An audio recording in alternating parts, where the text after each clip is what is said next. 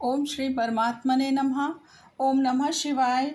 श्री शिव पुराण रुद्र संहिता खंड 4 अध्याय 13, 14, 15, 16, 17 और 18।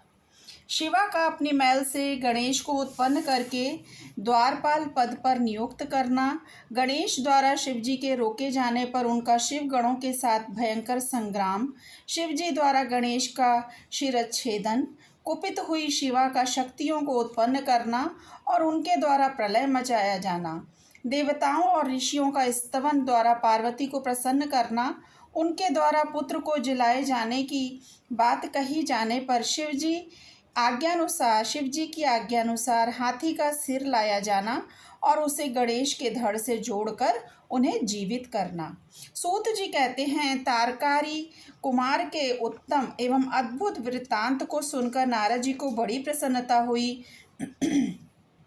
उन्होंने पुनः प्रेम पूर्वक ब्रह्मा जी से पूछा कि नारद जी बोले, देव आप तो शिव संबंधी ज्ञान के अथाह सागर हैं। प्रजानाथ, मैंने स्वामी कार्तिक के सद्वृत्तांत को, जो अमृत से भी उत्तम है, सुन लिया। अब गणेश जी का उत्तम चरित्र सुनना चाहता हूँ। आप उनका जन्म वृत्तांत तथा दिव्य चरित्र, जो संपूर्ण मंगलों के लिए भी मंगल स्वरूप हैं, वर्णन कीजिए। सूत जी कहते हैं, महामुनि, नारद का ऐसा वचन सुनकर ब्रह्मा जी का मन हर्ष से गदगद हो उठ गया। वे शिवजी का स्मरण करके बोले, ब्रह्मा जी ने कहा, नारद, पहले जो मैंने विधि पूर्वक गणेश की उत्पत्ति का वर्णन किया था कि शनि की दृष्टि पड़ने से गणेश का मस्तक कट गया था, तब उस पर हाथी का मुख लगा दिया गया था, वह कल्पांतर की कथा है। अब श्वेत कल्प में घटित हुई गणेश की जन्म कथा का वर्णन करता हूँ, जिसमें कृपालु शंकर ने उनका मस्तक काट लिया था। मुने, इस विषय में तुम्हें संदेह नहीं करना चाहिए, क्योंकि भगवान शंभु कल्याणकारी सृष्टिकर्ता और सबके स्वामी हैं। वे ही सगुण और निर्गुण भी हैं। उन्हीं की लीला से सारे विश्व की सृष्टि, रक्षा और विनाश होता है। मुनि श्रेष्ठ, अब प्रस्तुत विषय को आदर पूर्वक श्रवण करिए। एक समय पार्वती जी की जया विजया नाम वाली सखियां उनके पास आकर विचार करने लगीं।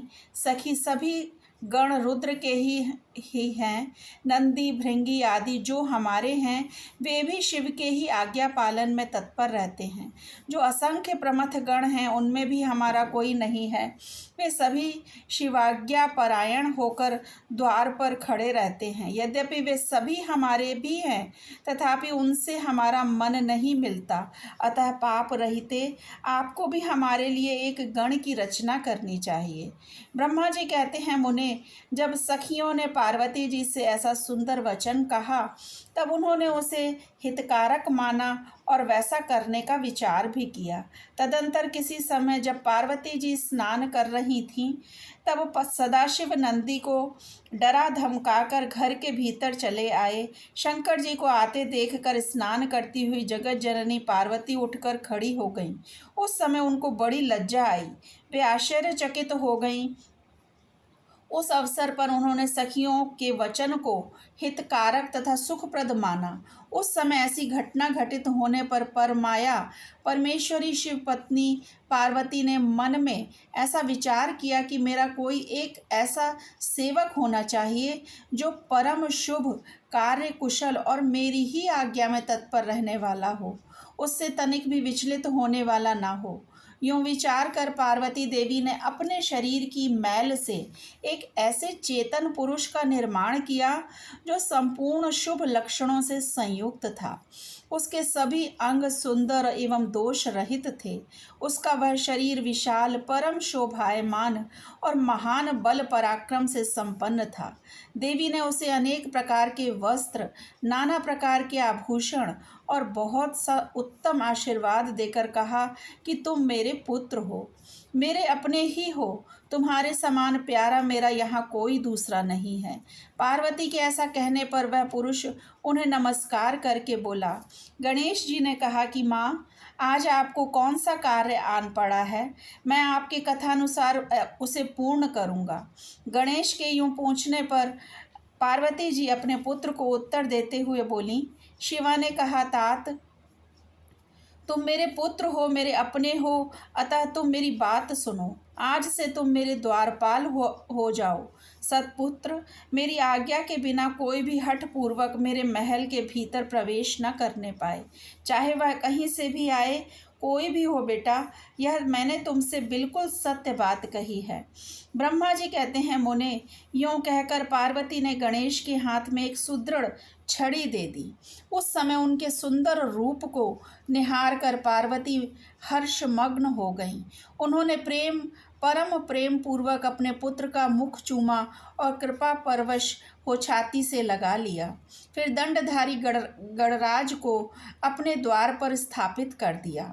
बेटा नारद, तदंतर पार्वती नंदन महावीर गणेश पार्वती की हित कामना से हाथ में छड़ी लेकर गृह द्वार पर पहरा देने लगे। उधर शिवा अपने पुत्र गणेश को अपने दरवाजे पर नियुक्त करके स्वयं सखियों के साथ स्नान करने लगी। मुनि श्रेष्ठ, इसी समय भगवान शिव, जो परम कौतुकी तथा नाना प्रकार की लीलाएं रचने में निपुण हैं, द्वार पर आ पहुँचे। गणेश उन पार्वती पति को पहचानते तो थे नहीं, अतः बोल उठे, देव, माता की आज्ञा के बिना तुम अभी भीतर न जाओ। माता स्नान करने बैठ गई हैं, तुम कहाँ जाना चाहते हो? इस समय यहाँ से हट जाओ। यूँ कहकर गणेश ने उन्हें रोकने के लिए छड़ी हाथ में ले ली। उन्हें ऐसा करते देख शिवजी बोले, मूर्ख, तू किसे रोक रहा है दुर्बुद्धे? क्या तू मुझे नहीं जानता? मैं शिव के अतिरिक्त और कोई नहीं हूँ। फिर महेश्वर के गण उसे समझाकर हटाने के लिए वहाँ आए और गणेश जी से बोले कि सुनो, हम मुख्य शिवगण ही द्वारपाल हैं और सर्वव्यापी भगवान शंकर की आज्ञा से तुम्हें हटाने के लिए यहाँ आए हैं। तुम्हें भी गण समझकर हम लोगों ने मारा नहीं है, अन्यथा तुम कब के मारे गए होते। अब कुशल इसी में है कि तुम स्वतः ही दूर हट जाओ। क्यों व्यर्थ अपनी मृत्यु बुला रहे हो? ब्रह्मा जी कहते हैं, मुने, यूँ कहे जाने पर भी गिरिजानंदन गणेश निर्भय ही बने रहे। उन्होंने शिवगणों को फटकारा और दरवाजे को नहीं छोड़ा। तब उन सभी शिवगणों ने शिवजी के पास जाकर सारा वृत्तांत उन्हें सुनाया। मुने, जाकर सारा वृत्तांत उन्हें सुनाया। उनसे सब बातें सुनकर संसार के गति स्वरूप अद्भुत लीला विहारी महेश्वर अपने उन गणों को डांटकर कहने लगे। महेश्वर ने कहा, गणों, यह कौन है जो इतना उच्छृंखल होकर शत्रु की भांति बक रहा है? इस नवीन द्वारपाल को दूर भगा दो। तुम लोग नपुंसक की तरह खड़े होकर उसका वृत्तांत मुझे क्यों सुना रहे हो? विचित्र लीला रचने वाले अपने स्वामी शंकर के यूँ कहने पर वे गण पुनः वहीं लौट आए। तदंतर गणेश द्वारा पुनः रोके जाने पर शिवजी ने गणों को आज्ञा दी कि तुम पता लगाओ यह कौन है और क्यों ऐसा कर रहा है। गणों ने पता लगाकर बताया कि ये श्री गिरिजा के पुत्र हैं तथा द्वारपाल के रूप में बैठे हैं। तब लीला रूप शंकर ने विचित्र लीला करनी चाहिए तथा अपने गणों का गर्व भी गलित करना चाहा। इसलिए गणों को तथा देवताओं को बुलाकर गणेश जी से भीषण युद्ध करवाया, पर वे कोई भी गणेश को पराजित न कर सके। तब स्वयं शूलपाणी महेश्वर आए। गणेश जी ने माता के चरणों का स्मरण किया, तब शक्ति ने उन्हें बल प्रदान कर दिया। सभी देवता शिवजी के पक्ष में आ गए। घोर युद्ध हुआ। अंततो गत्वा स्वयं शूलपाणी महेश्वर ने आकर त्रिशूल से गणेश जी का सिर काट दिया। जब यह समाचार पार्वती जी को मिला तब वे क्रुद्ध हो गईं और बहुत सी शक्तियों को उत्पन्न करके उन्होंने बिना विचारे उन्हें प्रलय करने की आज्ञा दे दी। फिर तो शक्तियों के द्वारा प्रलय मचाई जाने लगी। उन शक्तियों का वह जाज्वल्यमान तेज सभी दिशाओं को दग्ध सा किए डालता था। उसे देखकर वे सभी शिवगण भयभीत हो गए और भागकर दूर जा खड़े हुए। मुने, इसी समय तुम दिव्य दर्शन नारद आ पहुँचे। तुम्हारा वहाँ आने का अभिप्राय देवगणों को सुख पहुँचाना था। तब तुमने मुझ देवताओं सहित शंकर को प्रणाम करके कहा कि इस विषय में सबको मिलकर विचार करना चाहिए। तब वे सभी देवता तुझ महामना के साथ सलाह करने लगे कि इस दुख का शमन अब कैसे हो सकता है। फिर उन्होंने यही निश्चय किया कि जब तक गिरिजा देवी कृपा नहीं करेंगी तब तक सुख नहीं प्राप्त हो सकेगा। अब इस विषय में और विचार करना व्यर्थ है। ऐसी धारणा करके तुम्हारे सहित सभी देवता और ऋषि भगवती शिवा के निकट गए और क्रोध की शांति के लिए उन्हें प्रसन्न करने लगे। उन्होंने प्रेम पूर्वक उन्हें प्रसन्न करते हुए अनेकों स्तोत्रों द्वारा उनकी स्तुति करके बारंबार उनके चरणों में अभिवादन किया। फिर देवगण की आज्ञा से ऋषि बोले। देवर्षियों ने कहा, जगदम्बे तुम्हें नमस्कार है, शिव पत्नी तुम्हें प्रणाम है, चंडिके तुम्हें हमारा अभिवादन प्राप्त हो, कल्याणी तुम्हें बारंबार प्रणाम है, अम्बे तुम ही आदि शक्ति हो, तुम ही सदाचारी सृष्टि की निर्माण कर्त्री, पालिका शक्ति और संहार करने वाली हो। देवेशी तुम्हारे कोप से सारी त्रिलोकी विकल हो रही है, अतः अब प्रसन्न हो जाओ और क्रोध को शांत करो। देवी हम लोग तुम्हारे चरणों में मस्तक झुकाते हैं। ब्रह्मा जी कहते हैं, नारद यों तुम सभी ऋषियों द्वारा स्तुति किए जाने पर भी परादेवी पार्वती ने उनकी ओर क्रोध भरी दृष्टि से ही देखा, किंतु कुछ कहा नहीं। तब उन ऋषियों ने पुनः उनके चरण कमलों में सिर झुकाया और भक्तिपूर्वक हाथ जोड़कर पार्वती से निवेदन किया।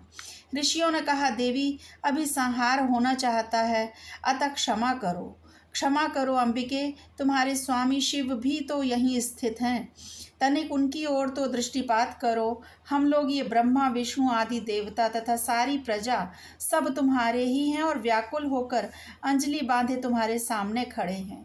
हे परमेश्वरी इन सब का अपराध क्षमा करो शिवे, अब इन्हें शांति प्रदान करो। ब्रह्मा जी कहते हैं, मुने सभी देवर्षियों कहकर अत्यंत दीन भाव से व्याकुल हो हाथ जोड़कर चंडिका के सम्मुख खड़े हो गए। उनका ऐसा कथन सुनकर चंडिका प्रसन्न हो गईं। उनके हृदय में करुणा का संचार हो आया। तब वे ऋषियों से बोली कि देवी ने कहा कि ऋषियों, यदि मेरा पुत्र जीवित हो जाए और वह तुम लोगों के मध्य पूजनीय मान लिया जाए तो संहार नहीं होगा। जब तुम लोग उसे सर्वाध्यक्ष का पद प्रदान कर दोगे तभी लोक में शांति हो सकती है, अन्यथा तुम्हें सुख नहीं प्राप्त हो सकता। ब्रह्मा जी कहते हैं, मुने पार्वती के यूँ कहने पर तुम सभी ऋषियों ने उन देवताओं के पास आकर सारा वृत्तांत कह सुनाया। उसे सुनकर इंद्र आदि सभी देवताओं के चेहरे पर उदासी छा गई। वे शंकर जी के पास गए और हाथ जोड़कर उनके चरणों में नमस्कार करके सारा समाचार निवेदन कर दिया।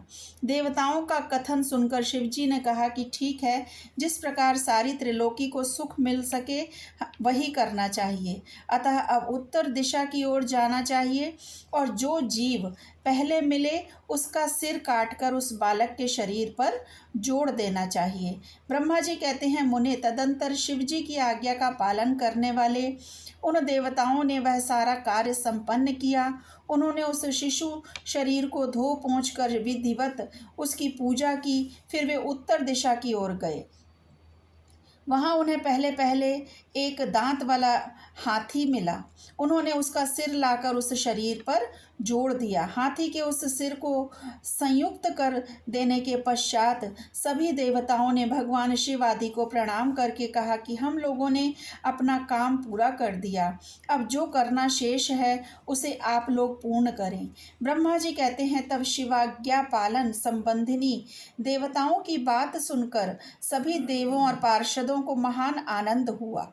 तत्पश्चात ब्रह्मा विष्णु आदि सभी देवता अपने स्वामी निर्गुण स्वरूप भगवान शंकर को प्रणाम करके बोले, स्वामिन आप महात्मा के जिस तेज से हम सभी उत्पन्न हुए हैं, आपका वही तेज वेद मंत्र के अभियोग से इस बालक में प्रवेश करे। इस प्रकार सभी देवताओं ने मिलकर वेद मंत्र द्वारा जल को अभिमंत्रित किया। फिर शिव जी का स्मरण करके उस उत्तम जल को बालक के शरीर पर छिड़क दिया।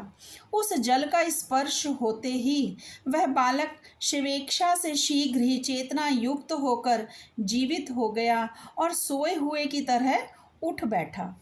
वह सौभाग्यशाली बालक अत्यंत सुंदर था। उसका मुख हाथी का सा था, शरीर का रंग हरा लाल था, चेहरे पर प्रसन्नता खेल रही थी।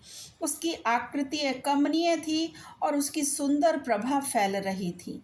मुनीश्वर, पार्वती नंदन उस बालक को जीवित देखकर वहां उपस्थित सभी लोग आनंद मग्न हो गए और सारा दुख विलीन हो गया। तब हर्ष विभोर होकर सभी लोगों ने उस बालक को पार्वती जी को दिखाया। अपने पुत्र को जीवित देखकर पार्वती जी परम प्रसन्न हुई। ओम नमः शिवाय। शिवजी सदा सहाय।